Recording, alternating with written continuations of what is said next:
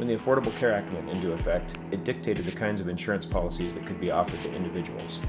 Like many small business owners, my mother and stepfather were faced with a notice of cancellation and were told that they would have to find alternative insurance. They did shop and look for an alternative.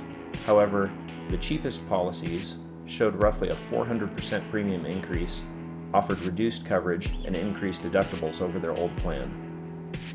They were both close to the age of 65 and coverage under Medicare, so they elected to continue for a couple of years without coverage and pay the fines.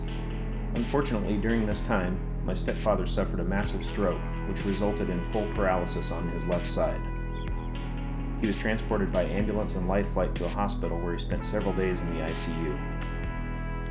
Because they had no insurance, the medical bills amassed quickly, and soon my mother was facing many hundreds of thousands of dollars in uncovered expenses. Our friends offered up what help they could, and we had a customer set up a GoFundMe page to help cover Harold's medical expenses. The local four-wheel drive club, Clatsop County Sons of Beaches Four-Wheel Drive, got wind of our predicament and decided to do something about it. Club members spoke with local businesses and received donations for a raffle, and put together a local run to attract participants. Their efforts were able to raise a significant amount of money to help my mother pay for Harold's medical expenses. The trip began at the Hamlet Schoolhouse, where participants met up and introduced themselves and received a brief overview of the day's plan. From there we headed out and traveled over Cougar Mountain and then south along Rector Ridge through the town of Nehalem and out to the Pacific Coast Highway, where we stopped at Oswald West Lookout for some photos and to enjoy the scenery. From there we headed back through God's Valley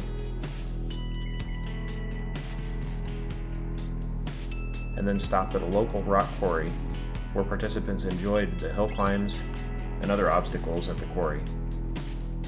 From there we headed back to the Hamlet Schoolhouse for dinner and the raffle.